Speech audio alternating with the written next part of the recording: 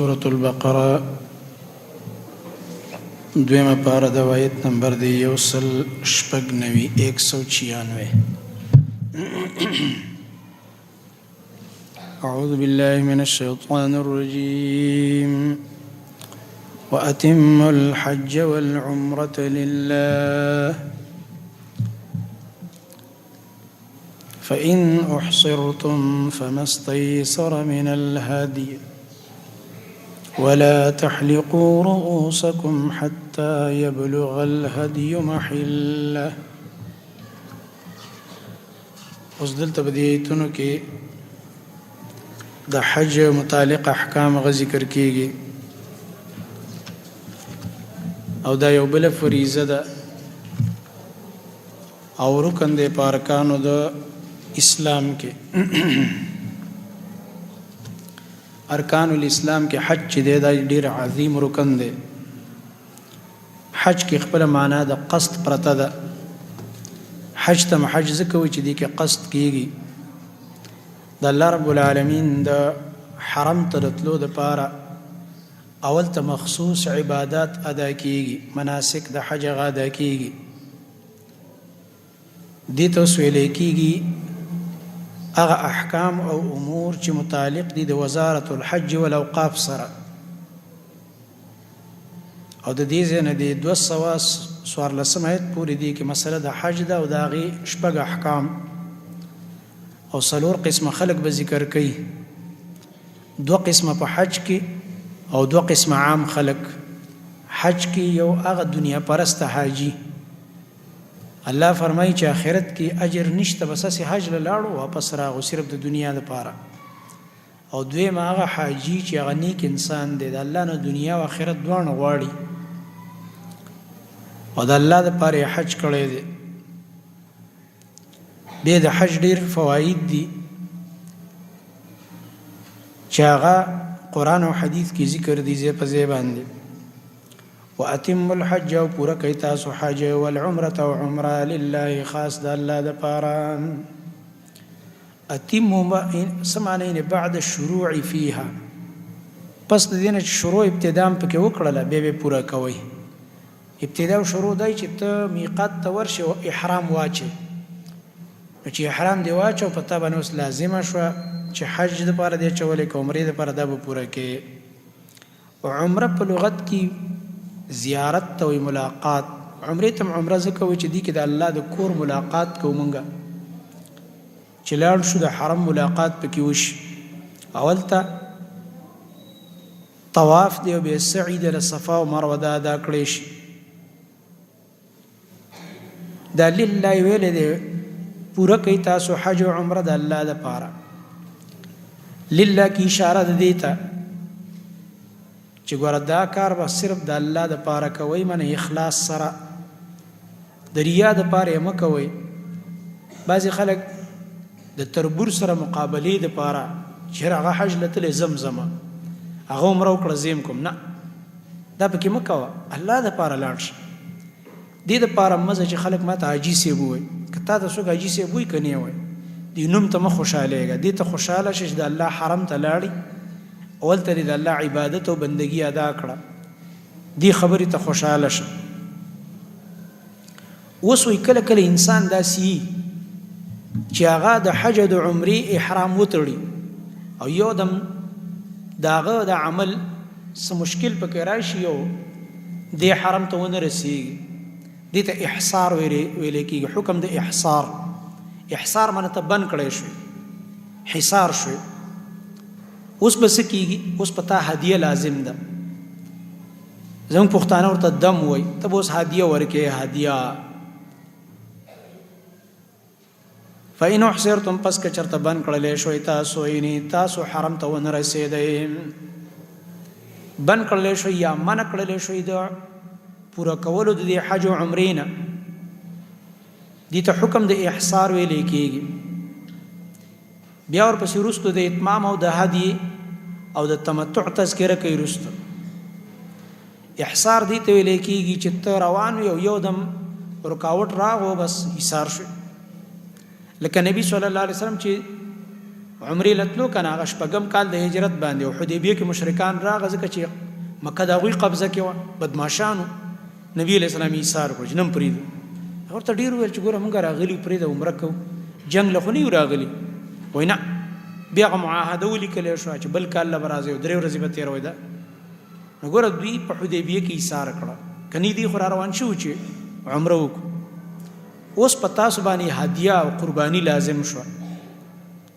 چې تاسو د احرام کولاوئ هسې مه کولاوئ بلکې تاسو هدیه ورکئ کله کله دا احصار د دشمن د وجې نه هم راځي لکه نبی علیه السلام ته دشمنان راووته مشرکان کافران او کله کله د بیمارۍ د لاسه راځي ته حج له روان شوې عمرې له روان شوې احرام دې وتړلو د میقات نه او یو دم بیمار شوې رکاوټ پیدا شو نو اوس به تاسو څه کوئ فما استیسر منه دا انسان دی راولږي فلیلزم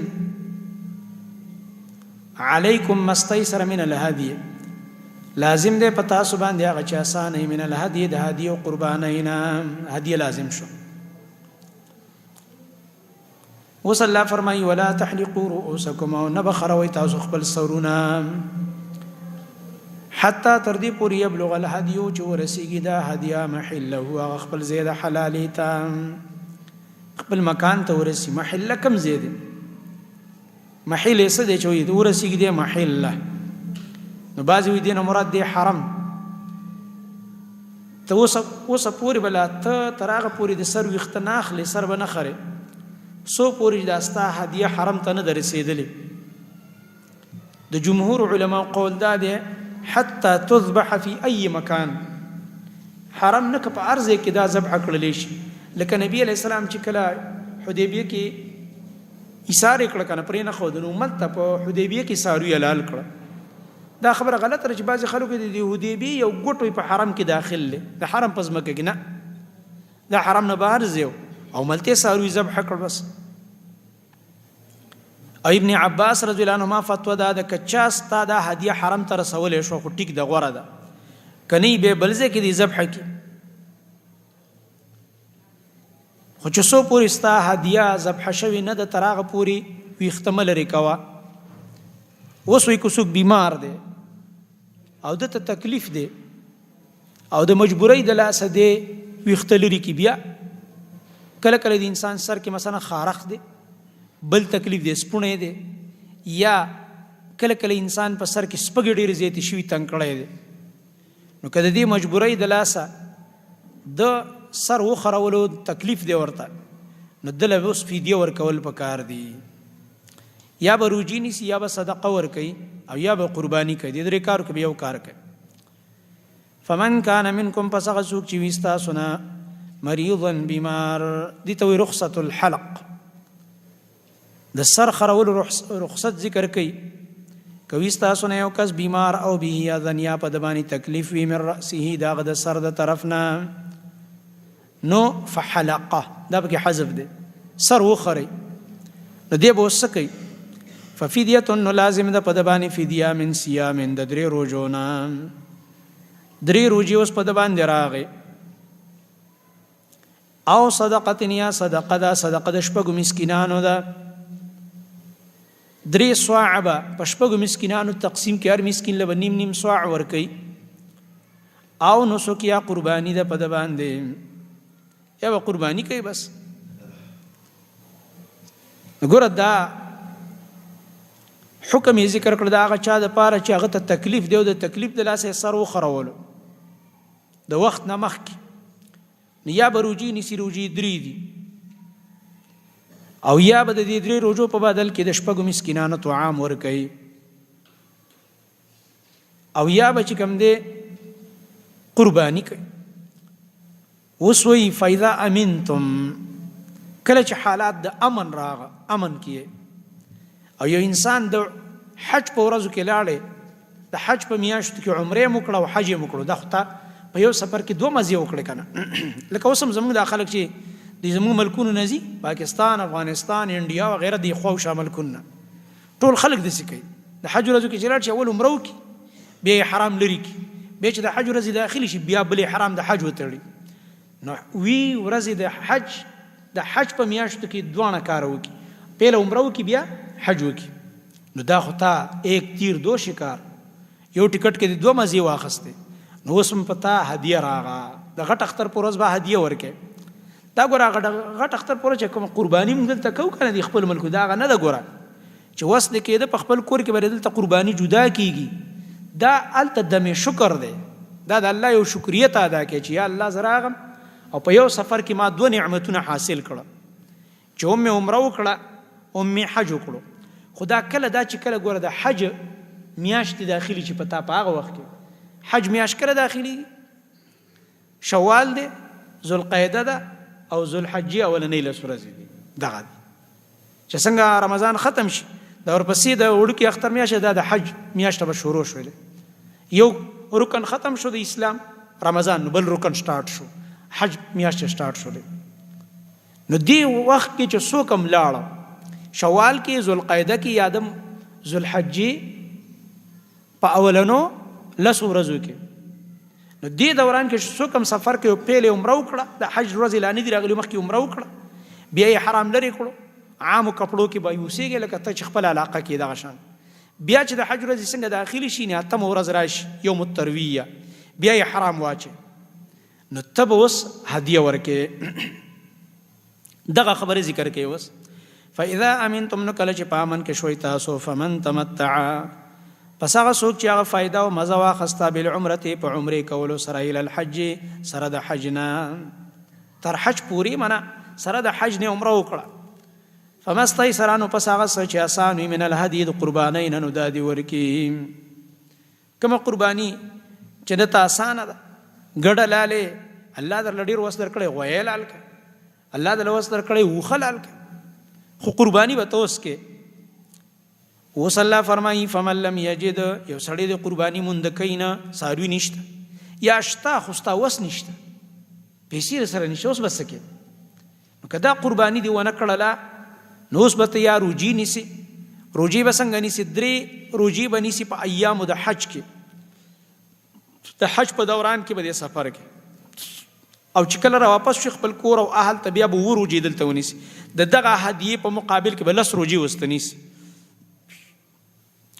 فمن لم یجد، نو چا چې موند نه کړله دا قرباني، فصیام 3 ایام، نو لازم ده په د باندې روجي نیول د 3 ورځو، فی الحج، په ورځو د حج کې.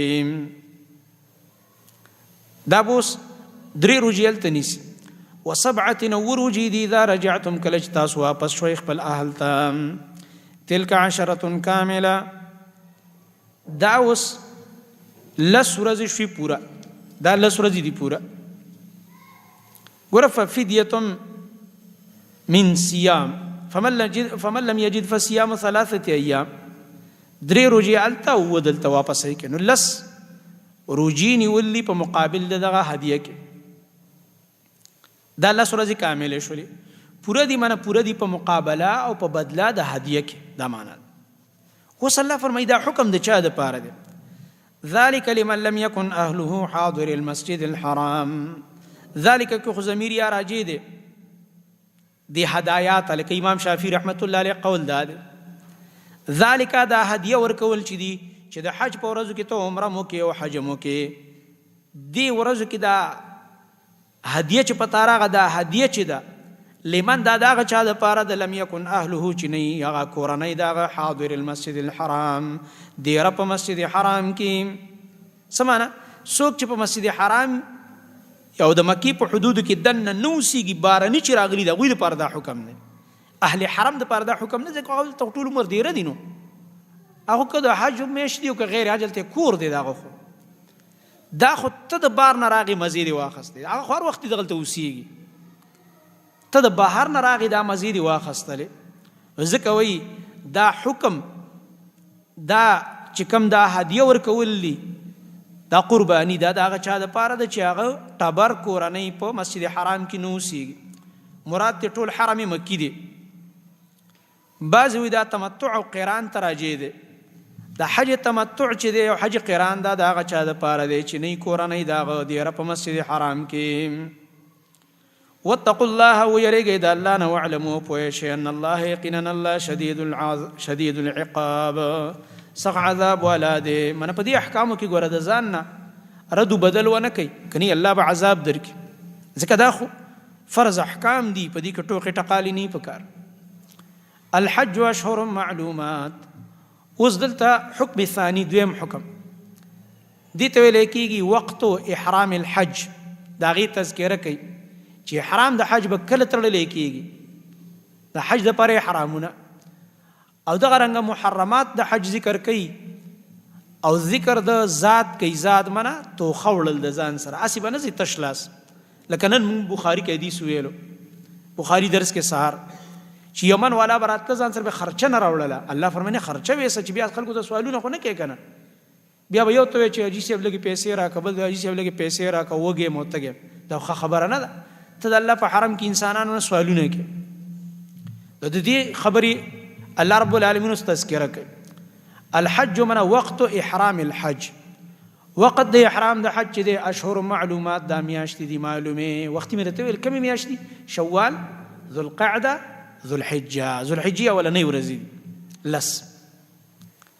فمن فرض انا وسوک چې فرض کړو فيهن په دې میاشتو کې الحج حج په خپل ځان باندې څنګه حج فرض کولی هغه دا چې ستا وس کیږي او داخله دي دا جوړه او بس روان شو احرام دی واچو نو بس پتا اوس حج فرض دی کړو بازار کني نو حج خو په هغه وخت فرض کیږي چې څنګه تاسو سره دومره پیسې راغی چې ته حرم ته لاړ شي واپس راشي او استاد کور په خرچه څه فرق نه پریوزي نو بس پتا حج فرض دی عجیب خبره دا اوس داسې ډیر خلک مونږ یینو لګي چې کور خرڅيږي دی ورته ولاړ دی په سو دی وزي اخلک چې بازار کې ګوري دکان خرڅيږي دا ورته ولاړ دی چې پلاټ خرڅيږي دا ورته ولاړ دی چې د لور واده د زوی واده سونی بکې دومره تولې الکه حج تر باندې فرض نه مړ په قلاره بلاړ شو اوس پته نه وسم نه کیږي دا څنګه دی وس نه کیږي یار خرچې خو دې خدرس کې رواني حج در باندې فرض دی دا الله نبی فرمای چې الله بدرته یو حادثه را پیخه کی سزا به الله درکې لکه څنګه چې پتا مونږ فرض نو ما غټې مې کې کنه وخت کې خو نه حج کې دا خبره ده چې الله ردونه مالی واسطر کې چې ټیکټ وکي لاړ شراشي دا زمونږ د خلکو به رواجونه دي چې نه کنه ودرېګه د میخي پیسې پیدا کم چې راشم بیا به میخ حلالم تا ته الله رسول نه دی چې میخ حلاله کړه خو به کې نشته دا واست خپل رواج دی بس که څوک راغی یو ګوټ زمزم ورکه یو کجوره ولا ورکه بس او کته چې خلک ګیلې کوي خلک دار چا نه ګیلې کوي پرېګه د خلکو پروا مساده د رب حکم پوره کړه الله بنده الله به باندې فالج راولي الله به دې مړ کی د مرګ څه پته لګي او فریضه در باندې پاتې شو الله له مجرم ورغه یا بدر باندې الله پاک داس یو مالی مشکل راولي چې خدي د حج وس کیږي خو نه کې لیټ کیږي الله ودی یو دم کاروبار خراب تراب کی بیا بس کې تاوانی بش ارس بدن الله والی نو نبی صلی الله علیه وسلم فرمای الله رب العالمین بدر باندې یو حادثه راولي سعارض برته ګوره پیښ شي دي کې لیټواله مکوي چې تا باندې الله لا دومره رحم کړی چې ته الله حرم ته تلې شي او حج ادا کول شي او ته بیا په دې کې خو دې خو کې دي کې خو دې خو مکوا دیو جن عمر رضی الله عنه فرمایل چې چا باندې الله رب العالمین حج فرض کو او دې په ټال مټول کې یو الله مکه مړ شپ دی حالت کې نو دا بیا د يهودیت او یا د نصرانیت په مرګ باندې مړی ځکه يهود او نصارا حجونه نه کوي حرم ته ډیر پسپک نظر ګوري ته مسلمان ته باندې الله غټ نعمت کو چې لا دومره مال د لاس تراغو چې تلې شو ته نزي نو دې کې لیټواله نه دی پکار او دا عجیب خبره ده موږ تجربه وکړه دا حج او عمره چې دا په دی باندې نه ده چې تاسو سره خډيري پیسې دا په توفیق ده داسې خلک مونږ ولې د غریبانان داسې کسان مونږ لیدلې دي په خپل ځان سره مونږ په سفر کې لیدلې چې خپل کور مې ونشته خو بس حج الله راوست کور سره بیا ګورم وای کور به واخلم خیر دی خو زما ارمان دا چې پیسې راشي ول حج کوم داسې خلک مشته چې هغه ول د حج غم کوي نو په دې بنا باندې دا یو فریضه ده چا چې په ځان باندې د حج فرض کا وستا احرام چولې دی حج رواني اوس یو سو پابندې نه دي پتا غټه پابندې نه خو نور ډېری خدا درې غټه فلا رفثان دا بوس د زنانو خبرې نه کوي به حیا خبرې باندې کوي رفث کې خپل کور والا ته نزدېکت مراد دی ک کور والا سره په سفر کې ته نزدېکېږم نه ولا فسوق او نه بد ګناه او نه فرمانی کارونه کوي ولا جدال او نشتره جنگ جګړه فل حج په حج کې دې ته کنټرول وای دا حج ور تربیت هم دی ښکلی تربیت دی دا چې کله تا احرام واچو وایي دا احرام داسې عجیبه غوندې کیفیت دی د احرام چې په احرام کې څنګه وي وروسته ورباندې هغه شان اثرات پاتې کېږي که په احرام کې یو سړی کنټرول نشو ژبه بدن یې کنټرول نشو بس همغه شان سپین کپن یې اچولی بیا هم ورانې خبرې کوه او وران انداز کې پکې نه پاسه دا به الله پاک ټول عمر ګډوډوي دې وجه نه ډېر خلک حج له لاړ شي بیا همغه شان کوږ وږ راشي ګډوډ راشي وی خر عیسی اگر به مکه رود چون بیاید هنوز خر باشد ایو شاعر وی فارسی کې وی که د عیسی علیه السلام خرم حج له لاړ شي خو ټیک د خر دی د عیسی علیه السلام خر دی خو چې بیرته به راځي هغه خر دی نو څه فایده خو ورنه کړله مطلب دا دی حج له چې ځې پابندي پرهیز دا ډېر ضروري دی دا خو ته د رب العالمین حرم ته روان یې څه ګپ خو نه دی ډېر په اهتمام لاړ شه سړی چې تاڼې ته ځي او د جج مخې له ځي څومره سوچ کوي لکه دا څه تپوس کوي بیا به زه ورته څه وکیل سره 300 ځل مشوره کوي د یو انسان مخې ته پیش کېږي او ته د رب العالمین دربار ته روان یې ډېر کنټرول د سلفو باره کې راځي دا یو قاضي و د صحابو زمانه کې و تابعي علم الله ډېر ورکړی قاضي شریح رحمه الله د هغه په باره کې راځي چې څنګه به احرام واچو او یو دم به ژبه خاموش شو وایي تا بلکې چېرته سم مار دی خبرې نه کوي که چا به ته د یو مسلې تپوس کوو څه ضروري خبره وه خو هغه به وکړه سوال جواب نور فضول خبرې دا به یې نه کول بس اذکار او لبیک او یو فکر سره به روان فکر سره چې دا موږ د رب العالمین حرم ته اوس روان یو نو کله چې انسان دا د احرام کیفیت کې ښایسته پاتې شي په تقوا کې رب العالمین بیا ټول عمر برابر ساتي ډېر داسې خلک دي تاسو به هم کتلي حج له لاړ شي په تقوا حج وکړي حرام کاروبار کوي توبه وباسي الله ته یو بل غلط کار کوي توبه الله ته وباسي یو ګناه پکې چې راشي هغه ګناه نه بس بالکل الله پاکي پاک بیا یې نه کوي هغه ګناه ځکه چې دی په صحیح نیت باندې تللی دی نو فلا رفث نه به بیا بې حیا خبرې د ژبې کنټرول ولا فسوق او نه به ګناه او نافرماني ولا جدال او نه به جنګ جګړې وي فی الحج په حج کې جګړې هم ډېري خاص کر زموږ د دې خلکو پښتانه خو جذباتیان دي بس هر وخت جګړې به کوي لګې به نه جګړې به نه کوي حج کې کنټرول وکړه او د الله نبی فرمایي دې ته حج مبرور وایي هغه څوک چې هغه حج له لاړو د الله نبی فرمایي فلم يرفث ولم يفسق دی انسان بے حیا خبرې ونه کړلې ژبه کنټرول د چې دی د الله نافرماني ونه کړله او دغه رنګه ښایسته حج یې وکړلو دا چې واپس راځي د حج نه دا داسې دی لکه نن چې د مور نه ماشوم پیدا شو الله اکبر ګناه نه پاک شو دا ورسره یاد ساته ګوره که پردی حق در باندې هغه درته نه دی معاف ګوره د خور لور حق دی لاندې کړی دی پردی جیداد دی لاندې کړی دی چا نه دی غلا کړی ده چا نه دی غصب کړی دی په چا دی ظلم کړی دی ابه د الله په دربار کې پیش کېږي دا خو چې کله داسې پردی حق در باندې نه او باقي تا نه کومې کوتاهي نه شوی درته الله ټولې په حج به معاف کوي خو چې پردی حق ایسو پورې هغه نه معاف کړی الله دې نه معاف کړي وما تفعلوا من خیر نو هغه چې کوئ تاسو څه خیر هر نیکي چې الله وی کوئ یعلمه الله پوهیږي په هغې باندې الله به پوهه دی من اجر به درکوي اوس بل حکم د زاد د سفر د توخي وتزودوا د ځان سره توخه واخلئ فإن خیر الزاد التقوى پس یقینا غوره د توخي نه هغه تقوا ده دې ته وایي ادب د سفر الحج ادب سفر الحج او دا ادب ګوره د عامو سفرونو دی مونږ تاسو چې ګوره دغه لم ځو مثلا دې ځای لاهور ته ځو یا کراچۍ ته د هغې مطابق ځان سره خرچه رالو که نه هلکه بیګ کې 2-3 جوړې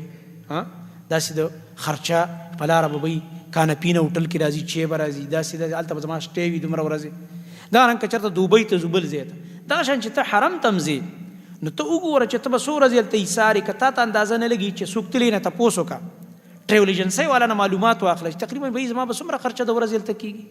زه یا یوازې یا ما سره مې کور والا دی یا موږ 3 ملګري د کور نه ځو ابه تا ته اندازه وښیي چې دومره اندازه پورې خرچه ځان سره واخله دا واخله ځان سره دې دپاره چې بیا هلته سوالونه نه کوې دا جمله دا راغلې ده په رد د یمن والاو کې لکه وختي مې راته ویل نن موږ حدیث بخاري کې ویلو رسول الله صلی الله علیه وسلم فرمایي و یمن نه به کسان راتله حج له و د یمن والاو عادت دا چې هغوی به د ځان سره خرچه نه راوړله ځان سره به خرچه نه راوړله چا ورته ویل که ځان سره څه ویسئ خو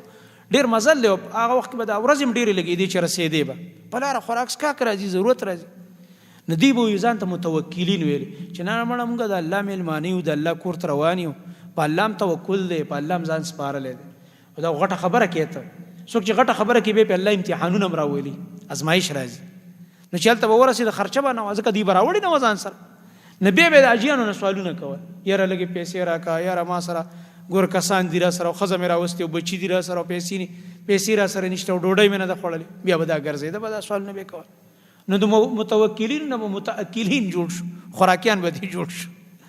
نو الله فرمایي داسې مه کوئ ځان سره خرچه واخلئ وتزودوا د ځان سره خرچه واخلئ فإن خیر الزاد التقوی پس یقینا غوره د توخې نه توخه څه ته وایي خرچه التقوی هغه تقوا ده دلته تقوا نه مراد څه دی ترک السؤال دومره خرچه ځان سره واخله چې ته پرې د سوال نه بچ شې د سوال نه ځان بچ کول دې ته تقوا ویلې ده دویم دا له دې نه مراد نفس تقوا ده ځان سره خو دې د پیسو خرچه اخیستې خو د تقوا تو خم ځان سره ګوره واخله یعنې تقوا په ځان کې پیدا کړه چې حج عمرې لځې واتقون یو زمانه ویرېږئ یا اولي الالباب خاوندانو د عقل الله نه ویرېږئ تقوا په ځان کې پیدا کړئ که عقل در کې وي ليس عليكم جناح ان تبتغوا فضلا من ربكم اوس یو بله خبره ذکر کوي اباحه التجاره في سفر الحج او في ايام الحج او دویم وجوب حضور العرفات والمزدلفه عرفات او مزدلفه ته حاضرېدل دا واجب دي دې ته څه ویلی کېږي په دې آیت کې مقصود څه دی تصحیح التصور تصور برابرول ځکه دا قریش چې قریش دوی به ځان ډېر اوچت ګڼلو قریش به د جاهلیت په زمانه کې به چې حج کوو او یې پکې د ځان نه خپل بدعات رایج کړي نو یو پکې دا غلط بدعت رایج کړی چې قریش به ویل زموږ ډېر اوچت خاندان دی موږ خو ډېر اوچت خلک یو موږ به عرفات ته نه ځو دوی به پکې عرفات ته نه تله او حالانکه د الله نبی فرمایي الحج عرفه حج خو اصل کې د عرفه ده چې عرفات میدان ته یوم العرفه باندې لاړ اصل حج دا دی چې دا د عرفات ته حاضري نه فوت شو یوم العرفه بس حج دی نه کېږي بیا دا پکې ډېر ضروري دی دوی به هلته نه تله د ځان نه پکې دا بدعات رایج کړو و یاره عام خلک به ځي خو موږ به نه ځو ځکه موږ پیران یو موږ غټ خلک یو موږ هلته څه کوو دا یې د ځان نه یو غلط تصور جوړ کړی دلته اوس الله اول هغه خبره کوي د آیت کې چې په د حج په ورځو کې تجارت جایز دی ولې ځکه مخکې ویل توخه ویسئ مثلا تا د دې ځای نه ځان سره توخه خرچه واخیستله الله مکه چې لاړ یو دم پیسې درنه ورکې شو انسان خو ډېر کمزوری دی هلکه ریالونه رانه ورک شو بس ورک شي اوس به څه کې اوس که ته څوک پېژنې او خرچه درکړه خو ټیک ده که څوک پېژنې نو اوس به څه کې نو تاله دا جایز ده د جاهلیت والا خلکو به د حج په سفر کې تجارت ناجایزه ګڼلو الله فرمایي دا جایز دی حج له تلی او د حج په ورځو کې لا حج ته ورځ شته او ته یو دکاندار سره نوکري کې هوټل والا ته وایي زه به در سره لږه نوکري وکړم ما سره پیسې نشته دا 10 ورځې یا 15 ورځې تا سره نوکري کوم ماله روزانه چې ته خلکو له څه خرچه ورکوې ریالونه ماله راکوه 50 ریال ورکوي یا 80 ریال یا 100 ریال بل له ورکوي به تعالی هم درکوي دا تعالی جایز ده الحمدلله زموږ دین آسان دی ګران نه دی رب العالمین زموږ ډېر ښایسته دین او هغه دین احکام هغه ډېر ښایسته برابر کړي زموږ دپاره د انسان مجبوري هغې ته هر ځای کې رعایت ورکړی شوی دی سهولت ورکړی شوی دی نو دا یو قسم مونږ ته سهولت دا راکړه چې بل ته سوال کې مړه سوال نه دا ښه ده لږه مزدوري وکړه ځه یو څه مزدوري وکړه ډېر خلک راغلي دا افریقني ملکونو والا دا بنګالیان پکې اکثر بس هغوی دا کلی دا وړ وړ ماشومانو سوټونه دغه کړي چا چې کوم دی ګړۍ مخې ته یې چا څه خرڅه یې لګي هغې خو خیر ټول عمر دا یو دغه ګرځولی دی که نه خو که تا باندې همداسې څه مجبوري الله مکه راشي نو تم دا کولی شي چې کوم څه کاروبار د مخې له راغه ته یاره دې لږ ورځو کې به وکړم لږې پیسې به برابرې کړم دا جایز ده یا چا سره مزدوري وکړي دا جایز ده او خپل حج په صحیح طریقه ادا کړي پکې د نه فوت نه شي خراب نه شي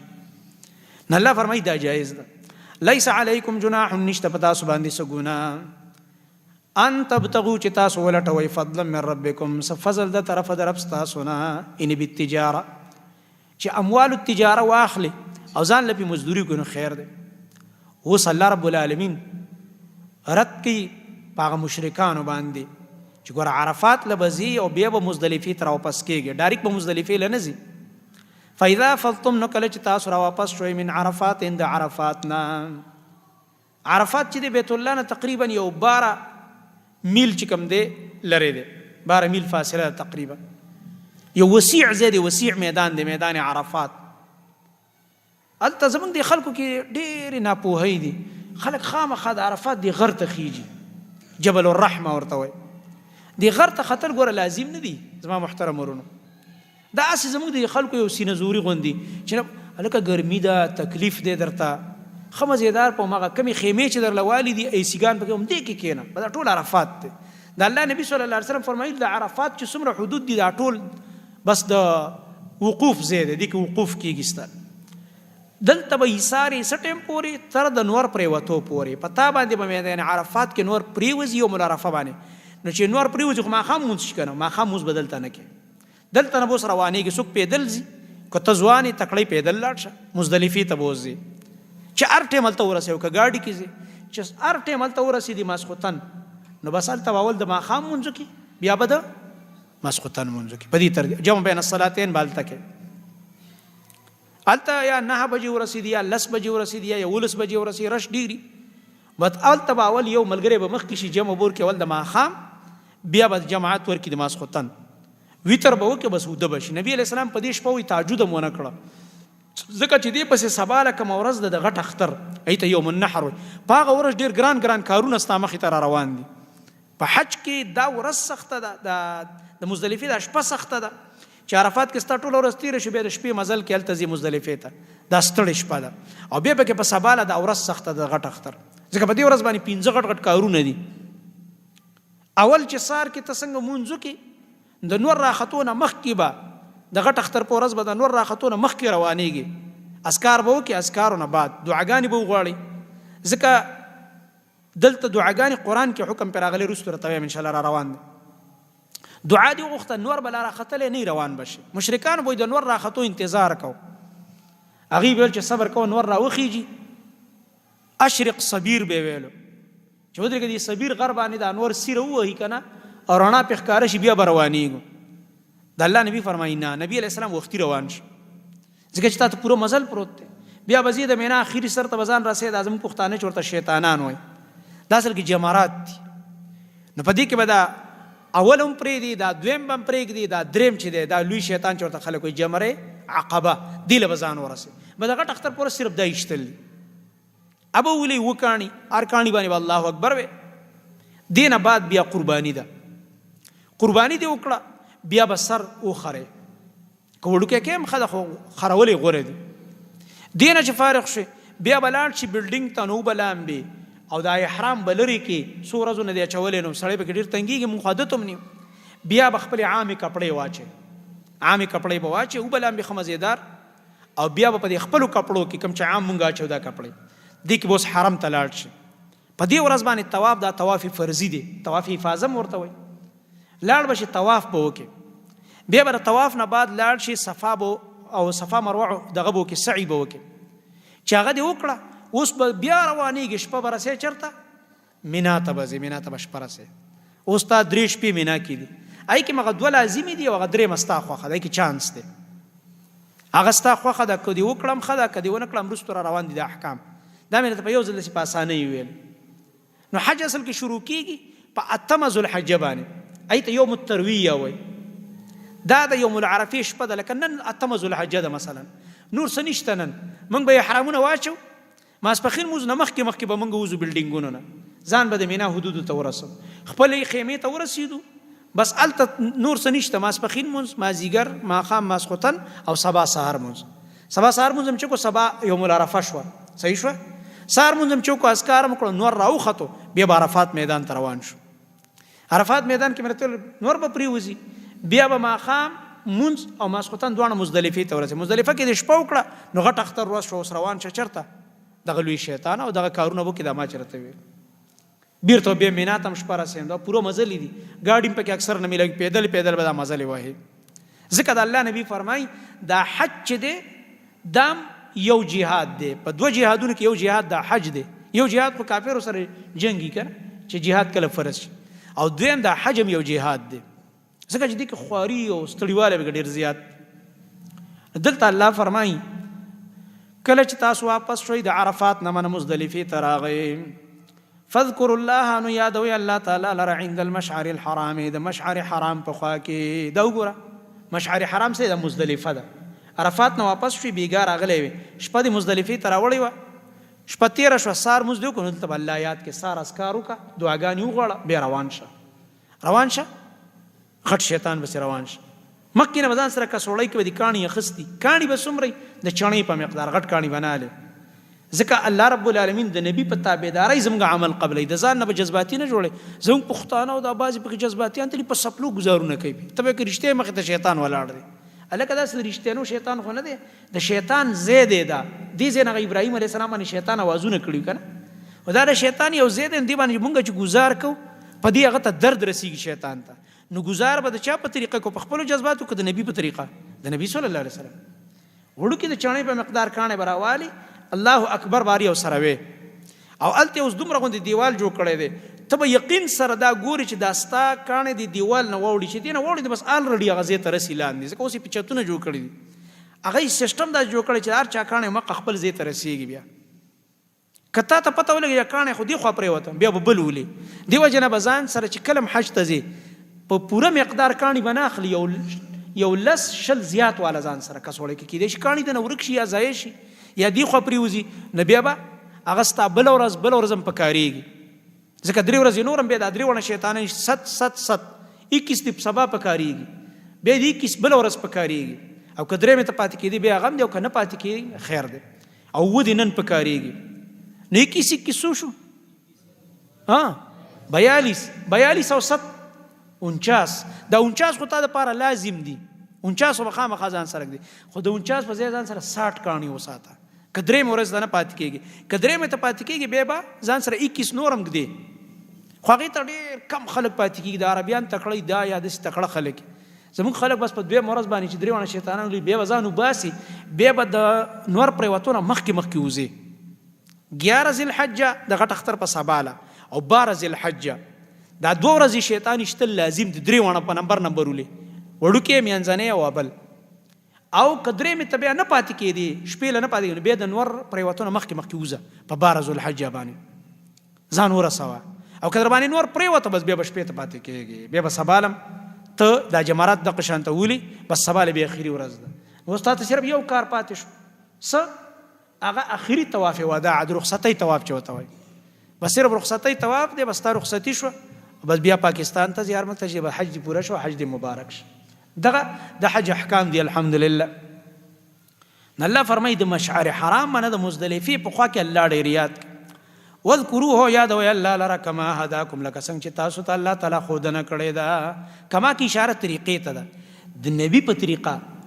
تاسو ته الله خودنه کړی قرآن کې نشته کنه ځکه موږ منکرین حدیث ته وایو د پرویزی فرقه والا ته چې الله بندگانو چې حدیث من قرآن سره مرګره کو پویګو پینا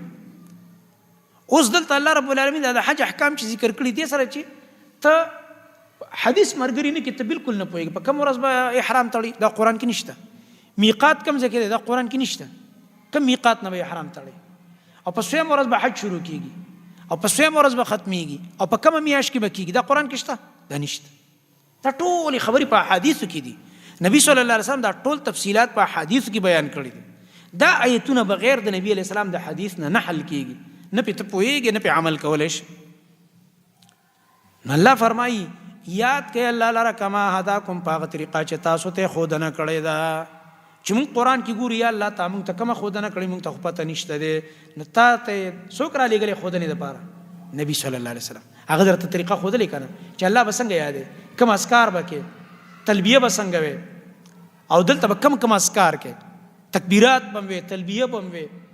او نور اسکار راغلي مختلف په اق طریقه الله یاد وان کنتم اگر کوي تاسو من قبله مخکې دین لمن الضالین خامخادنا خبرنا مخکې گمراهانو ایمان به خبره وای په دې احکامونه پویدلې ثم فيض من حيث فاض الناس بیا دام واوري دا سلورم حکم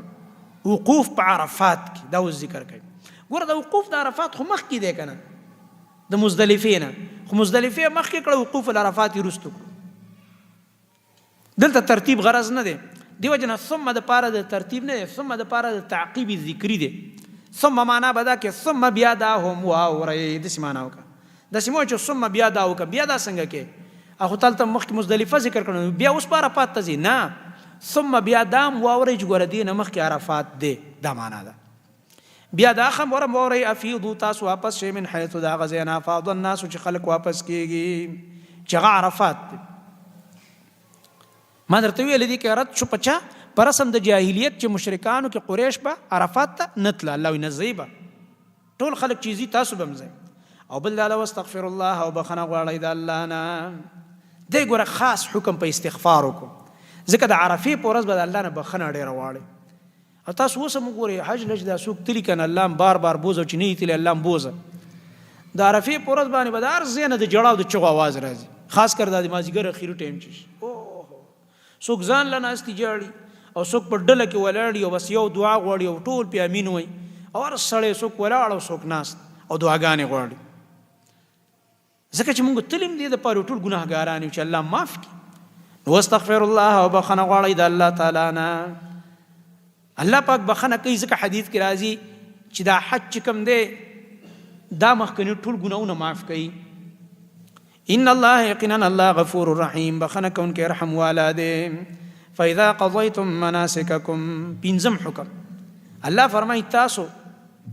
دا مناسک د حج ادا کړه نو اوس تاسو څه وکئ دلته اوس هغه د مینا هغه ورځ هغه ذکر کوي هغې به په مینا کې چې کېناسته د حاجیان که نه نو په مینا کې خو نور څه کارونه نه وي خو به صرف درې شیطانان یې شته دي نور ټول ورځ خو فارغ وي نو دوی به ناست پلار نیکه قیسې به یې کولې د خپل قوم قیسې به او پلاني قوم دا چلو کو زما نیکه دا توره کړی او زما پلار داسې سړی الله فرمایي دغه رسم ختم کوي د پلار نیکه په ځای خپل رب یاد کوي دلته تاسو د الله ذکر له راغلي او داسې بد قسمتي سړی خفه شي دا بعضې خلک به تلي خاص کر دا پنجاب او دا سند خلک دا زه اکثر دې ملګرو ته وایم د عمرو کې مو ته دا خبره کوم ویم دا خلک په دې باباګانو په دې دربارونه د چوي دي هلته دا چرس او دا دغه سکلی کي که نه باکې نه دوی ته نعوذ بالله د الله د حرم هم داسې ښکاري کوي بابا له چې راغلي و دربار له هلته به سګرټ څکي په مینا کې به سګرټ څکي چیله مې د ځان سره راوړي حیران به پاتې شي لکه دا اجله راغلی دی مخکې وتیر شو ولا فسوق فسق مه کوه دا خو ګناه کبیره ده دا خو د شرابو په حکم کې ده دا نشه موږ هغه اولني حج له تللو نو موږ سره شاته سیټ باندې یو حاجي صاحب ناست هغه ما سره مې والده وه الله دې وبخي او شاته د جدې نه چې څنګه بس کې کېناستو مکې ته روان کړو شاته پوڼۍ کشاره شو ما ته پته ولګېده ما نسوار ما ورته داسې مخ راواړولو بس بیا مې ورته ویل حاجي صاحب محترم خفه نه شي قرآن کې الله ولا فسوق د فسق کار مه کوئ دا خو ګناه کبیره ده او حرام کار دی نشه ټیک ده زموږ پښتانه ورته یا به نشه وایي یا به نه خو دا نشه ده یقیني او دا شی مل پرېږده د الله د رضا لپاره احرام دې ماله چولی دی لبیک وایي او روان یو حرم ته دا دی اوس لږ ساعت پس رسېږو الله دې ول اجر ورکړي په حقه ساعت باندې پوڼۍ وغورځوله او په دې الفاظو راته ویل 50 کاله وایي ما نسوار اچولي 50 کاله ورته راته ویل بس ما پرېښود بیا را سره په دغه کې مو کمره کې را سره دا زموږ بادر حاجي صاحب هم را سره په کمره کې را سره بیا و هماغه څومره چې ونه بیا هغه شونډه ښه راختېدله کله به پکې لاچي کېښوده کله به پکې ګولۍ مولۍ کېښوده خوږه غوندې یاره دا شونډه مې خارښ کوي وایي خو زه الحمدلله خبرې ومنله په کار ده چې هلته سړی ځي او یو کمزوري پکې چې الله ته توبه وباسي د هغې نه الله فرمایي چې کله تاسو اوس مناسک ادا کړه د حج اوس الله یادوي لکه مور پلار او د نیکونو تذکرې چې کوئ فاذا قضیتم مناسککم نو کله چې تاسو پورا ادا کړل مناسک ستاسو د حج فاذکروا الله په دې آیت کې وقوف د مینا طرف ته اشاره اوس مینا کې تاسو مینا کې الله یادوي قصې مه کوئ د جاهلیت والا په شان د پلار او د نیکونو فاذکروا الله نو یادوي الله لره که ذکرکم آباءکم په شان د یادولو ستاسو مشرانو لره آباء نه مراد مشران پلار نیکونه دې قصې به کولې او اشد ذکر بلکې ډیر زیات په یادولو سره یعنی دا څنګه چې د پلار نیکه تذکرې کوي د قوم د دې نه زیات الله یاد کوي دا د الله د یاد ورځې دي اوس دوه قسمه حاجیان فمن الناس پس بعضې د خلکونه من هغه څوک دي یقولو چې هغه وایي ربنا ای زموږ ربه آتنا فی الدنیا راکې موږ ته په دنیا کې چې څه راکې آتنا منه ما تعطینا به چې څه راله راکې نو راکه موږ ته په دنیا کې دي ته قلیل الهمت خلک وایي او وړوکی همت یي که نه وړوکی سوچ راکه په دنیا کې موږ له یا الله نو ښځه به غواړي، بچي به غواړي، ګاډی به غواړي، الله قرضونه مې معاف کړي، کاروبار مې ښه کړي. او د آخرت جنت جهنم د دې خبرې او تذکره نه کوي. یا الله آسان حساب، یا الله ستا مخې ته روان یم. ایمان هدایت د دې سوالونه نشته. د آخرت د قیامت د سخت نه مې یا الله بچ کړي، دا خبره نشته. الله فرمایي د دنیا سوالونه کوي نو ټول مانه دنیا وخته، نو اوس په الله فیصله کوي. وما له نشتر د پاره فی الاخرت، په آخرت کې من خلاق صبرخه. الله اکبر. لاړو حج له لکون روپۍ ولګوري، خو په آخرت کې برخه پیدا نه کړه. الله اکبر. صرف دنیا یې غوښته، صرف د دنیا سوالونه وکړه بس. برخه نه مراد څه ده؟ هغه برخه چې دله فایده ورکړي د الله په دربار کې او د آخرت د عذاب نه بچ کې، هغه برخه نشته. اوس هغه دویم قسم حاجی ذکر کوي چې دا نیکان حاجیان صاحبان دي. الله دې موږ په دې کې راولي. دې ته هغه نیکبخته وي، دا مخکنی بدبخته او صرف دنیا یې غوښته. الله وی مړه ما سره خو دنیا او آخرت دواړه دي کنه، نو دواړه رانه ولې نه غواړي؟ دنیا جتونه دي د امرانه وغواړه او آخرت امرانه وغواړه. ومنهم بازر دوینا من غسوق دی یقولو چې هغه وایي دي ته اصحاب البصیرت ویلې کېږي او سعدا او نیکبخته ورته ویلې کېږي. بازر دوینا غسوق دی چې هغه وایي ربنا زموږ رب آتنا فی الدنیا حسنة وفي الآخرة حسنة وقنا عذاب النار. دنیا یې مو غوښتله، آخرت یې مو غوښته، د اور د جهنم نه پناه مو غوښتله. څونه ښایسته دعا ده، دا ډېره جامعه دعا ده په دعاګانو کې. اے زمونږ رب راکه مونږ ته فی دنیا، په دنیا کې حسنتن حسنه راکه، ښایسته ژوند راکه د سعادت. فی دنیا حسنه څه شی دی؟ علم دی اول،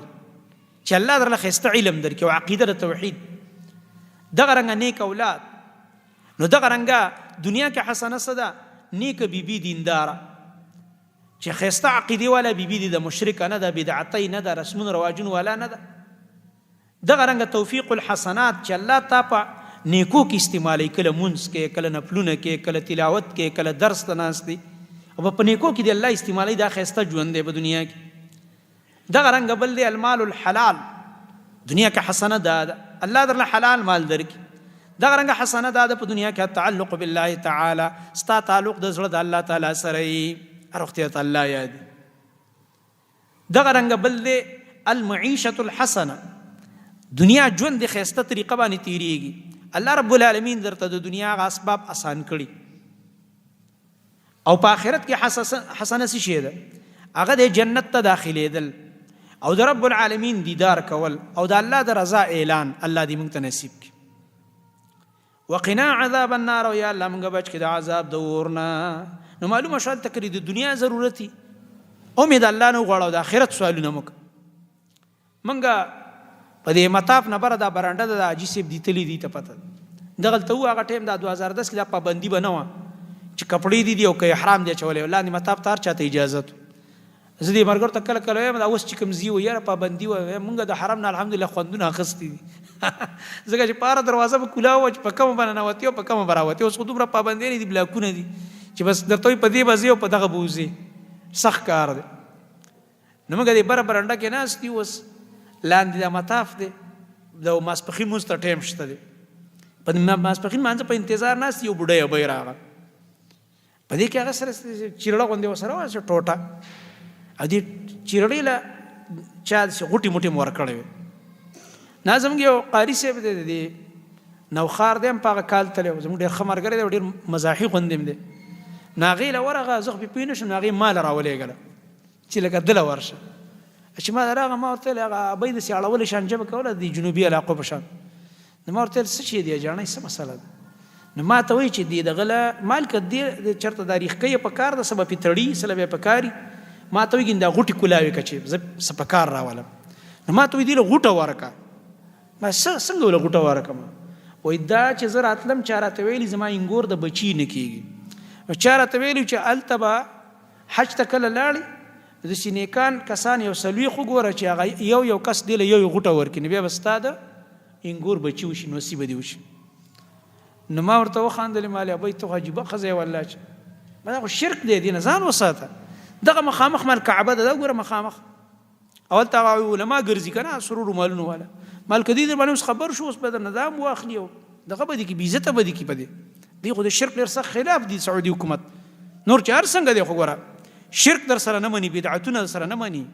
په دین کې ماشاءالله دې باب کې تکړه دی هغه. نو مال دا شی مه کوه. بیا مې ورته ویل مال ابۍ ګوره د مونځ ټیم دی او دا مخامخ مالې دا کعبه ده، مته الله رب العالمین ته دعاګانې وغواړم انشاءالله الله پاک به درله نوسي درکړي. بس په دې طریقه باندې مې هغه پویه کړله. نارسې عجیب عجیب خلک تلي هلته به حرم ته هم تلي او بیا به هم دا کارونه کوي. په طواف کې ما په خپله وکاته یو رافیزي ما سره روانو، ما چې دا څه اواز کوي، خلک دعا غواړي بس چې ما ورته صحیح غوږ کې ځکه شورم یار سړی خپل ذکر کوي دغه کوي څوک چغې وهي په زوره دعاګانې غواړي. چې ما ورته غوږ کې یا علي یا علي یا علي، ما اوس دې بدبخته ته وګوره الله دې تا تبه او برباد کړي. نو چې ته راغلی د الله حرم ته او کعبې نه تاویږي او دلته ته یا علي یا علي او رب العالمین نه دعا نه غواړي، الله نه مددونه نه غواړي، الله ته خپل حاجتونه نه پیش کوي. داسې عجیب عجیب خلک تلي حیران به پاتې شي. نو کامیاب خلک دا دی چې د الله رب العالمین نه دنیا آخرت دواړه وغواړي او د جهنم نه پناهي وغواړي چې الله د اور نه بچ کړي. اولئک د مخکې دواړو ډلو سره لګېږي، حاجیانو سره. اولئک دا کسان چې د دنیا پرست حاجي او دا بل نیک بخته، لهم د دې لپاره نصیب خپل خپل برخه ده مما کسبوا د وجه د هغه عملونه چې کوم دوی وکړل. هر چاته الله خپله برخه ورکوي. والله الله چې دی سریع الحساب ډېر زر حساب کوونکی دی. واذکروا الله فی ایام معدودات. شپږم حکم دا اوس هغه د مینا ورځې دي، 11 12 او 14 ورځ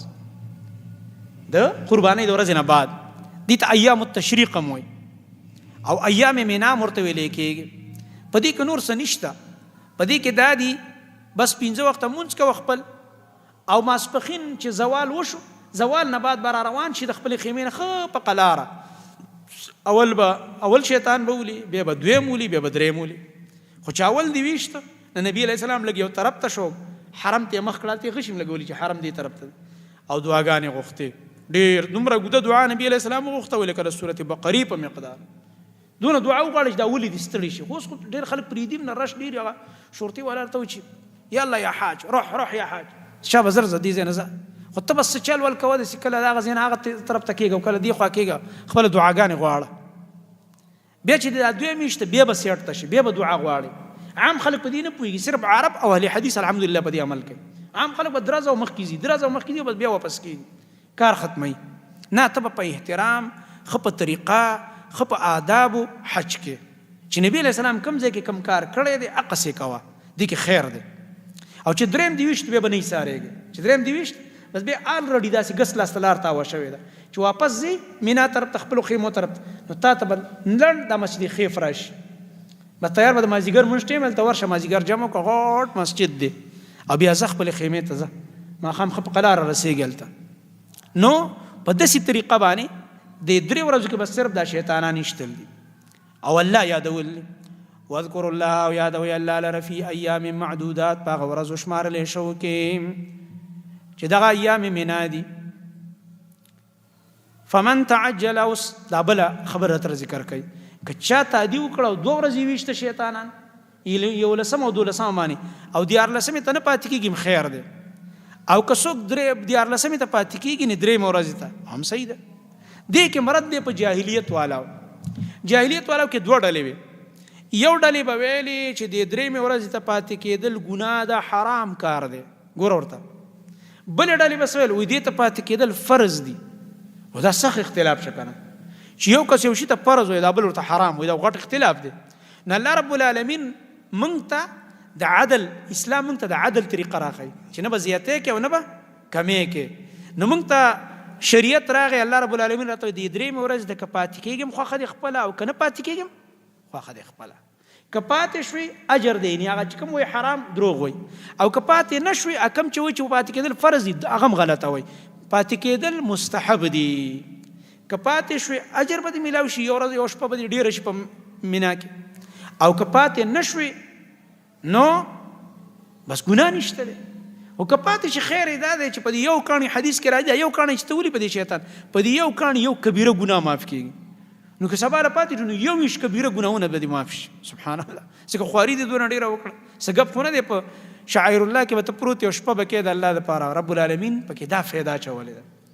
او که سړی وي چې نه زه ځم او به ځان رسومه هم ټیک د ګناهګار نه دی، بس په دې نن یم شیطانان ویشته، لکه پرون د غټ اختر ورځ وه، نن یم ویشته، سبا یم ویشته، بس بې ځي د مازدیګر د نور پریوتو نه مخکې ووتو ټیک ده بل سبا ته بس نه پاتې کېږي او که پاتې شو هم صحیح ده جایز ده نو زمونږ دین عدل وکړو فمن تعجل نو هغه څوک چې تادیه وکړله فی یومین من فی تکمیل یومین په پوروالي د 2 ورځو کې من په 2 ورځو کې اشتل وکړه د دریوانو شیطانانو فلا اثم علیه نو ګناه نشته په ده باندې لاړې بس ګناه پې نشته درې مې تاړو نه پاتې کېږي ومن تاخر هغه څوک چې وروسته یې کړه ویشتل 3 ورځې ته 3 ورځې ته هم پاتې کېږي بله شپه هم کوي فلا اثم علیه په ده باندې هم څه ګناه نشته دی هغه خپله فمن تاخر تاخر یې وکړو په څه کې یعنې په رمي کې رمي وروسته کړه 3 ورځې ته هم پاتې کېږي په ده هم ګناه نشته لمن اتقى سمانا یعنی الاثم فی التقدم والتأخیر لمن اتقى دا هغه چا د پاره چې د الله نه یریږي لمن اتقى الاثم فی التقدم والتأخیر یا فی التقدیم والتأخیر څوک چې په تقدیم او تأخیر کې د ګناه نه یریږي د هغې دپاره دا حکم دی په تقدیم تأخیر کې څه ګناه نشته دی لمن اتقى دا حکم د هغه چا دپاره بیان شو یا لمن اتقى کی اشاره د مغفرت ته ای المغفرة لمن اتقى بخنه د هغه چا دپاره ده چې یریږي د الله تعالی نه څوک چې د الله نه یریږي تقوادار دی د ده دپاره بخنه ده الله رب العالمین ورته بخنه وکړي د ګناهونو بعضې ویلي لمن اتقى کی اشاره د اباحت ته او جواز ته څه معنی یعنې دا اباحت د تقدیم او تاخیر د هغه کسانو دپاره دی چې د الله تعالی نه یریږي تقوادار دی واتقوا الله ويرګي د الله نه واعلموا پوه شئ انکم یقینا تاسو الیه تحشرون خاص الله ته ټول ورغون کړل شي ټول به الله ته ورځي قیامت پر ورځ باندې ومن الناس دا اوس بل قسم خلق دي دې کې مو ذکر کوي 2 قسمه خلق دا اول قسم پکې ورانکاری خلق دي دا حج سره مخاص کوا حج دی او که حج نه غیر دی دا 2 قسمه کسان یو قسم خلق دي فسادیان او منافقان ورانکاری د دوی صفات ذکر کړی دي و ناکاره صفات د 200 آیت پورې د آیت کې ورپسې د 3 آیتونو کې ول ذکر کړی دي دلته الله رب العالمین د دې تذکره جدا وکړله دا ډیر بدبخت خلق دی او د دې و قباحتونه دي په دې یو آیت کې ولني کې 3 دي ګوره ورته اوس ومن الناس او بعض د خلقنا من غسوق دي يعجبك چې په تعجب کې با چي تعالی را یعنی حیرانای به تعالی را قوله دا خبره فی الحیات الدنیا په بار د ژوند دنیوي کې دنیا کې ډېر چالاک دومره چالاک دي چې حیران بدی کی ګوره دنیا کې چالاکی خو ګناه نه ده یو سره دنیا کې الله پاک خيار کړی دی نه دا دسی چالاک دي چې تش په دنیا پويږي او د آخرت او د دین په خبرو نه پويږي دا بده خبره ده دا سبب د خبره خو نه ده چې الله پاک ته په دنیا کې چالاکه کې خبره ده خو چې ور سره دي دینم یادی کنه دا چالاکی بده ده چې تش په دنیا کې چالاکه او د آخرت او د دین په یو شیم نه پويږي دلته ورله دا عیب الله ذکر کوي بعضی وې دینه مراد د مکی او مشرک د اخنس ابن شریق هغه ته مراد دی هغه بارک د ایتونه نازل شوی دي چې تک سور سپینو او ډیر زیات چالاکه سړیو خو صحیح دا ده چې دا آیت عام دی دا دې تفصیل به سورۃ منافقون کې راځي الله رب العالمین التسل رمایت کې وایي وان یقولوا تسمع لقولهم او کچرته دا منافقان خبرې کوي نو ته ورته غوږ کې د حیرانتیا نه په سړی مجلس کې چې لګي خبرې کې دونه چالاک سړی چې غوږ مې ته خېو دا سوي لګي دي دومره معلومات او د یو ځای او د بل ځای ازم یو قاری صاحب دی هغه دې سره خپل کتابونه دی وي ډیر زیات کتابونه دي وسره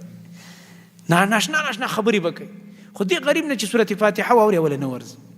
کومون ستي واوري هغه ګډ وړ بس وي الله دې برنا قوبه په ګیره بل اسرا کوي دا نه کدا عقیده ته پوسټ وکي پاس غریب ګډ وړي باباګان خکته او باباګان پورته ته به تاسو نو خيار سره دې عقیده ته وګوره نو الله فرمایي خبرې چې په دنیا کې کوي تا به په تعجب کې واچي حیران بشه ورته دویم دا د قسمونه ډیر خوري قسم خور دی ويشهد الله او دې گواکي الله لرا علامه پاغه سبانی فی قلبه چې د پزړه کې دي اره خبر یا رب یقین وکړه قسم دې په الله کنا او د زړه نه ما یقین وکړه قسم دا خبرې وکي بار هم دا خبرې کوي په خپل زړه به الله گواکي الکه تابه چا شک نه کړو ټیک د قسم په یو جایز خبره جایز دی ګوره په حدیث کې اکثر راځي نبی علیہ السلام چې خبره کوله تاکید د پر قسم وکړو په خطبه کې هم قسم کوم کله به رب الکعبه د کعبه پر مې قسمی خو یو داسې کس دی چې هغه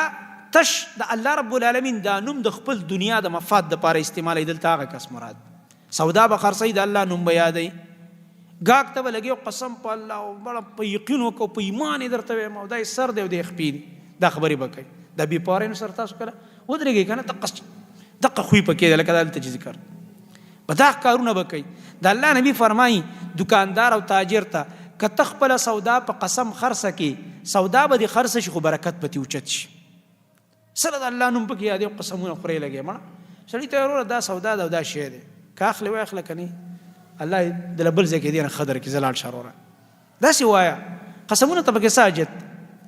دریم دا هو او دا انسان چې دی علد الخصام دا ډیر سخت جګړه مار دی بد اخلاق هم دی دلته ولا بد اخلاقی ذکر کړ وهو علد الخصام علد الخصومه في الخصام علد چاته لکه شدید الخصومه الخصام معنا كثير الخصومه سخت جګړه مار دی او ډیر جګړه مار دی او حدیث کې راځي نبی صلی الله علیه وسلم فرمایي ابغض الرجال الى الله العلد الخصم الله رب العالمین ته چې ډیر مبغوز انسان دی او د الله ډیر بدی چې په سړو کې هغه کس دی چار وختي جګړه مار او بد اخلاق دی هر چا سره د جګړې لانجی وي او رد بدی اوس یو بل صفت ول ذکر کوي سلورم پنځم او شپږم په دې بل ایت کول نور درې ذکر کوي واذا تولوا کله چې دی لاړ شي تاسو نه تولید ته چې وګرځي تاسو نه ستا په مخ کې خبرې کوي چې وګرځي نو سعى في الارض کوشش کوي پس مکه کې لیفسد فيها د پاره دي چې فسادونه خوار کې په دې ځمکه کې د سلورم خصلت شي ستا مخامخ به انسان ځان نه خسرې جوړ او سمي خبرې وکړي او چې په شیشه به ورانی کوي لګي دا د منافق انسان علامه بعض خلکو کې دا مرض مخامخ سمي خبرې په شیشه ورانی خبرې دویم دا تولا نه مراد دا د کله چې دا انسان اختیارمن شي تولا من صار واليا والی وګرځي اختیارمن وګرځي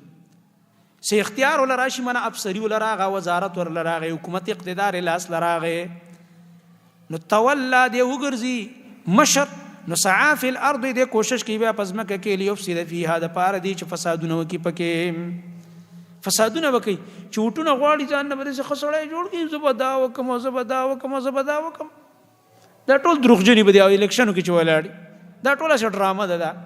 دا الیکشنو دا پیسې نه دي وټون ته څوک درېږي دا ټول تش دروغجن دي څوک به د اسلام کارت استعمالي چې لاړ شي ټکه کار د اسلام د پاره نه کوي څوک به زبدا چلو کوم بیا به عمل داسي شي او د غربت نه مخلاص شي پلانې چلو شي قرضونه بعد هیڅ مونږ خی برباد کی رب العالمین فرمایي دا وګوره به فسادونه کوي خبري څنګه مخ کې او چې کله بیا ور سره اختیار راشي به فسادونه کوي نو تولا دوه معنی شي یو معنی ده دا شو چې کله لاړ شي تاسو نه منا دا انسان چې کله تاسو د خوانه لاړ شي ان صرف عمن خدعه بكلامه یو معنی ده چې کله دی وګرځي دا هغه چا د خوانه چې هغه دوکه کوي په خپل خبرو داغه د خوانه چې لاړ شي به الټه کار کوي او دوی معنا دا صار واليا د تولا معنا دا کله چې اختیارمند وګرځي اقتدار او واک اختیار لاس لراغو نوران کارونه کوي فسادونه پینځم دا د ويهلك الحرث او د هلاکي فصل والنسل او نسل فصل هلاکولي پینځم او نسل هلاکولي شپږم قباحت فصل هلاکول کې اشاره ده دې ته چې د خلکو مالونه تباہ کوي د ملک خزانه غر کوي تباہ کوي د خلکو چې کوم د فصلونه غر کوي لګي د خصوصي فساد ده او نسل دا دي چې د خلکو بچي دغه اخلاق خرابوي په ملک کې د نظام راولي چې هغه د بيحای نظام د ډمټوپ پکې عام کوي بيحای پکې عام کوي په سکولونو کې موسیقي عامه کوي اسلامي نصاب هغه وباسي د کتابونو نه زنانه ول آزادي او بيحای ورکی چې بس ګرځي آزادي ګرځي دا د نسل تبعی ده لکه وسم دا یو اورډیننس چې پاس چې 18 سال اتلس کالونه کم بسوک واده نه کوي دا جرم دی دا چا ویلی د الله په قانون کې جرم نه دی تبل دین جوړه د الله په قانون کې دا نشته د الله رب العالمین په قانون کې دا چې کله د انسان صحت برابر دی او بلوغ ته رسیدلې دی او د بل حقوق ادا کولای شي خزه د به د واده قابل شو صورت طلاق کې براش ک نابالغ می واده جایز ده په دې شرط پکې دا ده لکه هغه وخت د عربو زنان صحتمند به نابالغ به خو صحت به برابر ده واده قابل به په خوا ډیر د شي تاسو ته د واقعیت معلوم نه پزیاره دي چې به فتنې ته جوړیږي په سکولونو په کالجونو په یونیورسيټو کې د بدکاریان کیږي لکه دوی مقصد هم دا دی چې 13 کاله پورې په واده مکو پرې د بدکاری نه پکې عام شي دا د نسل تبعی ده نسل ور تبا کی لګي والله الله چې لا يحب الفساد مين نه کوي الله تعالی د دې فساد سره فسادونه په ملک خوار کړی دی الله فرمایي دا ته د اصلاح کار نه کې دا تر فساد کار کې اگر کته تدیل ډیر خخ نمونه ورکه چې نه کنه جی او دا سه دی او دا خو ډیر کم عمر دی او دا خو معصوم دی او سم معصوم دی ته ورشه دا معصوم چې کم کارونه کوي ایران به پاتې دی معصوم خو ملک په شرمونه و شرم معصوم دی واذا قيل له اتق الله دلته ولا وسوم مرز ذکر کوي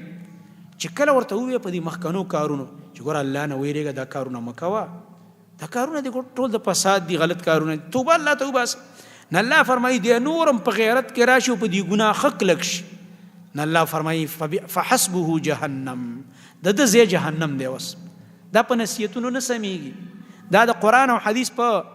وعظونو نه سميږي الله فرمایي د لما جهنم تیار کړي والعیاذ بالله واذا قيل له اتق الله کله چې ویل شي د الله نه ويریږي اخذته العزه ونسد لر غیرت العزه ستویل الغرور والحميه ا د جاهلیت غیرت ونسی بالاثم په ګناه باندې روح المعانی کې علامه علوسی رحمه الله لیکلی دي هذه صفه اکثر ارباب الرسوم دا صفت چې کوم دی د اکثر ارباب الرسوم دی چې هغه رسمون رواجونو ولای هغه کې دا صفت چې تورته دا ګناه مکو نورم پکلک شي وای کوم به وای ستا ما سره سکار دی او چې چا درته دا ویل چې دا ګناه مکو ته زبې کوم او ستا ما سره سکار دی دا د پاسه دی بل جرم کو رب العالمین در به عذاب د جهنم درکې فحسبه جهنم نو پوره د پاره جهنم ولا بئس المهاد او خامخابت زیاده دور خامخابت زیاده تیار کړی شوی د دې لپاره ومن الناس سروس دویم قسم دا خلق دی الله فرمای دی خو په ما باندې خپل ټول ځان را خرڅ کړی دی د الله د رضا لپاره دی خو د الله رضا پسې ګرځي د کې دا مخکنی جرمونه وانه نشته دا خسته خلق دی وس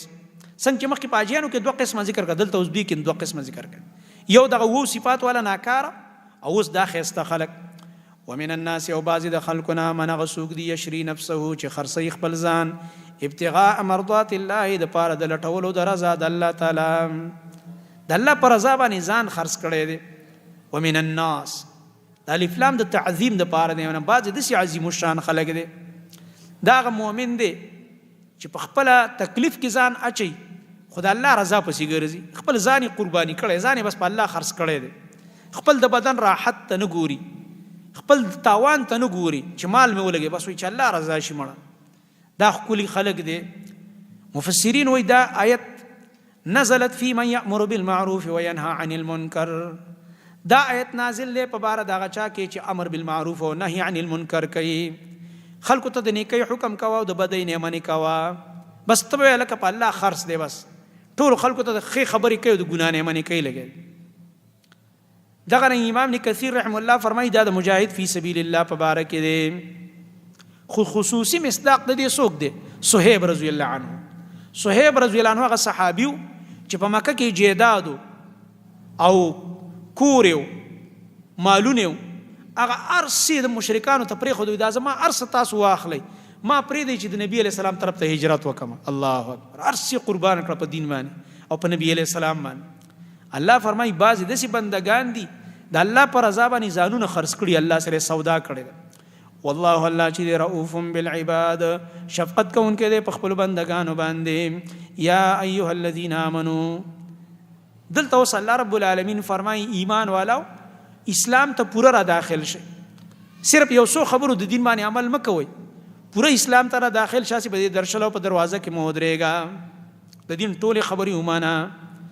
یا ایها الذين امنوا ایمان ولو ادخلوا ور داخل شي په السلم په اسلام کې کافتن پورا ولا تتبعوا تابعداري مکوئ خطوات الشیطان د قدمونو د شیطان شیطان قدمونه سدي المعاصي ګناهونه او نافرمانین او دغه رنګ جميع البدع بدعات کول په دین کې د ځان نه ایجادات انه یقینا دا شیطان لکم استاسو د پاره عدو مبین دشمن دی ښکارا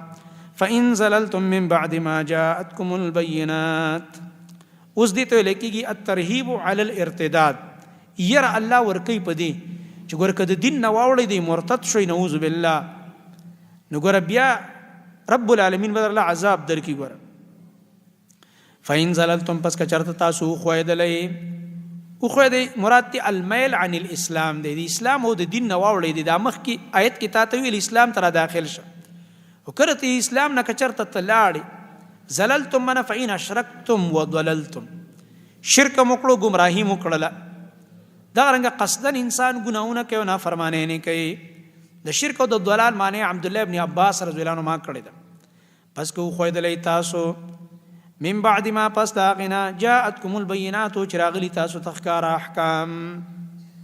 جزاء حذف د فإن زللتم کو خویدلې من دین نه واوړې دی بیا بس چلو شي جزاء دا يعذبكم الله بدل عذاب درک پس د دینه چراغلی تاسو تخکار احکام او بهم د دین نه وړې نو الله به عذاب درکې فعلموا پس پوه شي ان الله قنن الله عزیز زور اور غالب ذات دی حکیم حکمت والا دی یو کس دایت لسته یو غټ عالم نو په دې اخره کې ویلي فعلموا ان الله غفور رحیم د عزیز حکیم به زیاده ویل یو عربي اورید باندې چی ساده باندې چی هغه ویل صاحبہ دا تسوی وې دا د الله کلام هم قران وې دا د الله کلام نه دی وې هغه ورته حیران شو دا څه وې لګي بیا آیت ویل بیا اخره کې ویل چې فعلموا ان الله غفور رحیم هغه ته بیا وې دا د الله کلام نه دی نه او دا ته څه پته بس وې ته قران ته خیر رجوع وکړه چې قران ته رجوع کوي کته فعلموا ان الله عزیز حکیم هلکه ته څنګه پته ولګي ته یو عربي باندې ولا سړی ساده ویل زکه چې د آیت کې کوم خبره کیږي د سره غفور رحیم لګی نه د سره عزیز حکیم لګي الله غالب زور اور دې سټ تلماتې کدي نه وړ دي او حکمتونه ولا ذات یار کار کې د الله حکمت دا عذاب چې الله ورکې دي عذاب کې د الله حکمتونه دي ظلم نه کوي الله هل ينظرون الا ياتيهم الله دي کې تحذير دي بعدم الدخول في الاسلام په دې باندې تحذير او ير ورکې چې انسان اسلام ته نه داخلي کوي انتظار د وقوع العذاب انتظار کوي چې مړه بس عذاب راشي نو دی بیا له توبې وباسي الله چې عذاب راشي بیا توبې وسترو موقع نه ګوره هل ينظرون داخلك انتظار نه کوي الا ان مگر دې خبر انتظار کوي ياتيهم الله چراب شدید الله تعالی فی ظلل من الغمام فغسور دوریزو کې ان دوریزو نه په الله عذاب راشي تندرونه وغيرها والملائکه ملائک د عذاب راشي وقضي الامر پورا شکار د عذاب د دوی الله فرمایي دوی نه سميږي د دې انتظار کوي چې عذاب پرش لکه سړی ته لکه خبره نه مانی چې سپیړه درکم بیا به خبره مانی ویل الله یو خاص د الله طرف ته ترجع الامور ورګرځیدې شټول کارونه سل بني اسرائيل كما اتيناهم من آية بينة دلته وصلى رب العالمين فرمای ته د بني اسرائيل نه تاسو کا څومره انعامات په الله رب العالمین کړو خدای را لګیدلو اغه نعمتونه داغه نه شکر وکړه الله رب العالمین په عذابونه راولېګل مخکې تاسو ته تیر شو دی آیت کې چې ده نمونه ذکر کوي د عذاب دنیوي او داغه سبب یې څه ده ناشکری د الله نعمتونه بدلول سل بني اسرائیل تاسو کده بني اسرائیلنا کم اتیناهم سمر ورکړو موږ دوی ته من ډیرم ورل ورکړو من آیت بینه دا نعمتونه ښکارونه آیا من نشانات نعمتونه ورکړو ښکارا نو څه چلو کني فبدلوا دی راولګي دا انعامات فبدلوها هغه بدل کړ دا غي ناشکری وکړه مخکې تیر شو ومن يبدل نعمت الله او هغه څوک چې بدل کړي د الله تعالی نعمتونه د الله نعمتونه په سبب دي په ناشکرۍ بالکفران من بعد ما پس دا غي نجات هو چې دا نعمت د تراغلې وي او غي نه بعد دې بدل کې ناشکری وکړي فإن الله يقينا الله شديد العقاب وسق عذاب ولاده زين للذين كفروا الحياة الدنيا اوس دلته ذکر کوي سبب د ترک الاسلام وتبديل النعمه، سبب ترک الاسلام وتبديل النعمه. دا د اسلام د پرې خودو او د نعمتونو د بدلولو او د ناشکرۍ سبب څه دی؟ هغه دی حب الدنیا. په دنیا محبوبه د دوی ته نو هر څه ته د دنیا ښکاري، بس آخرت ته توجه نشته. زین للذین ډول کړی شوی هغه کسانو ته کفرو چې کافران دي. څه شي ورته ډول کړی شوی او ښایسته کړی شوی دی؟ الحیات الدنیا، ژوند دنیوي، د دنیا دا مزي او ژوند ورته ښایسته کړی شوی دی. ويسخرون او دوی مسخرې کوي من الذین آمنوا په مؤمنانو پورې، ایمان والاو پورې خنداګانې کوي، مسخرې کوي، اوس په کورته ګوري. والذین کسان اتقوا چې ځان یې بچ کړی دی د شرک او د کفر نه، فوقهم د پاسه به د دوی یوم القیامه قیامت پر ورځ باندې. الله وی دا کم مؤمن پورې چې خان دي دا بر باندې د پاسه کم د قیامت پر ورځ، او تا بل لاندې جهنم ته وغورځو، او مؤمن به بره ایمانه جنت بره دی. دغه کسان چې تقوا پکې ده، شرک نه ځان بچ کړی، فوقهم د دې مشرکانو د دې کافرانو د بره به، ان فی المرتبه والمکان، په مرتبه کې بره دي او په مکان په لحاظ هم بره دي. یوم القیامت یا قیامت پر ورځ باندې. والله الله چې دی یرزق رزق ورکوي من یشاء او چاته چې غواړي بغیر حساب، بی حسابا، بغیر حساب. یو دا معنی د کثیرا بلا مقدار، دومره ډیر چې مقدار یې نه دونه ډیر رزق الله ورکوي. بل معنا دا ده بغیر حساب، منه بی ګمانه، بی ګمانه رزق الله ورکوي چاته چې غواړي. کان الناس امه واحده. اوس دلته الله رب العالمین یو بل سبب ذکر کوي د نعمت د بدلولو، د تبديل النعم، او بل یو زجر ذکر کوي په دی باندې چې دی را لګېدلي دي د الله رب العالمین دین بدل کړی دی. مخکې وایي انعامات بدلی، دې کې الله رب العالمین فرمایي دوی را لګېدلي دي د الله دینی نعمت هم بدل کړی دی چې اختلاف یې راوستی دی په خپل منځ کې. مخکې خو امت ټول خلک یو ډله وه، خو بس دې خلکو پکې اختلاف پیدا کړو د ضد د وجې. الله رب العالمین فرمایي اختلاف مه کوئ په دین کې، کني الله بدل عذاب درکړي. کان الناس دا خلق مخکې امه واحده،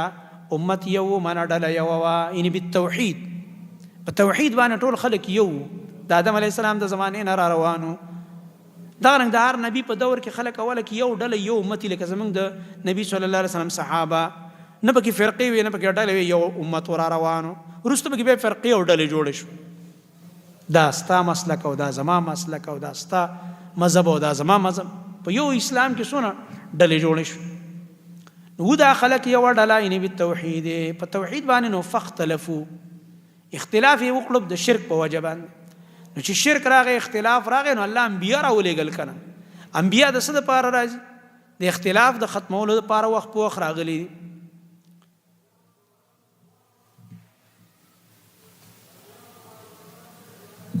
نو کان الناس امه واحده، ابن کثیر هم لیکي کان الناس امه واحده فاختلفوا. د ابی ابن کعب رحمت الله علیه نه، ابی ابن کعب رضی الله عنه نقل کړي، خلک یو ډله وه، نو بیا وروسته اختلاف جوړ شو په عقایدو کې. نو چې اختلاف راغو، خلکو اختلاف د توحید نه وکړو، نو الله پیغمبران راولېږه چې خلکو اختلاف د مسلې نه مه کوئ.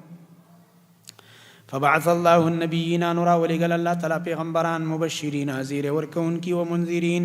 او ير ورکوونکي. زیری ورکوي طاعت والا ته څوک چې د الله توحید مني او د وحی تابعدار دی. ير ورکوي هغه چاته چې د دې خلاف کوي.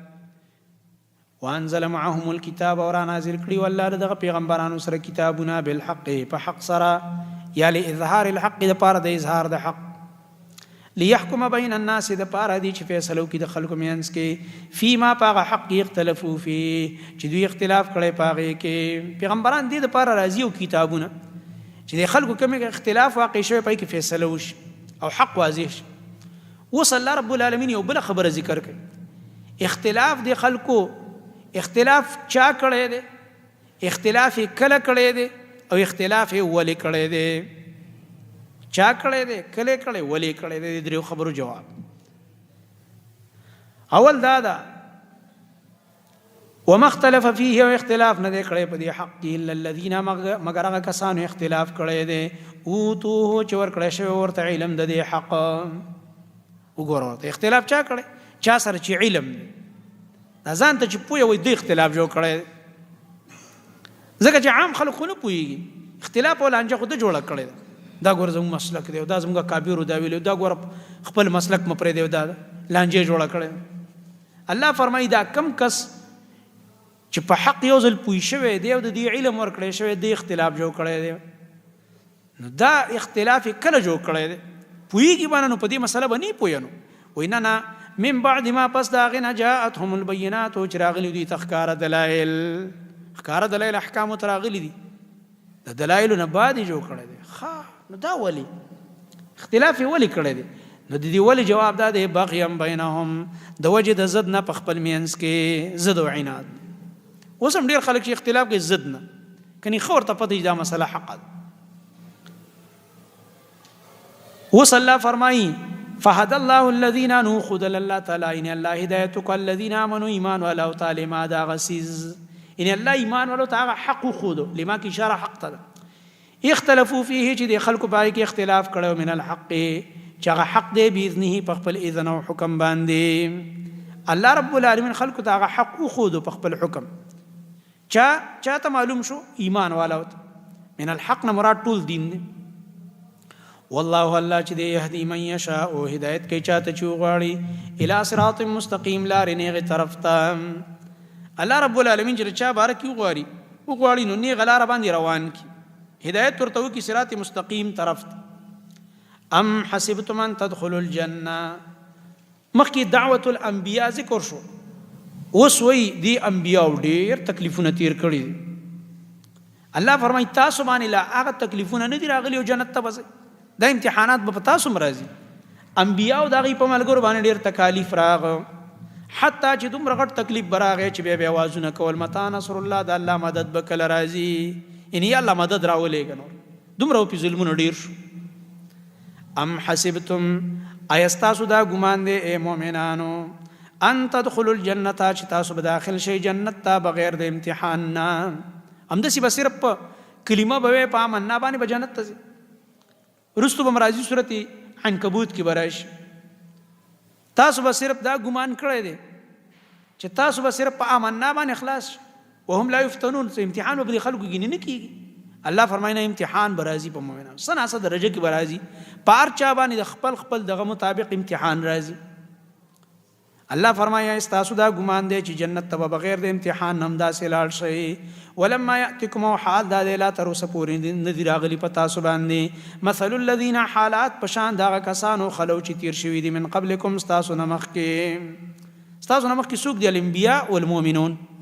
انبیاء او دغه اتباع مؤمنان تاسو باندې لا دغه پشان حالات نذیر غلی ته به جنت تزم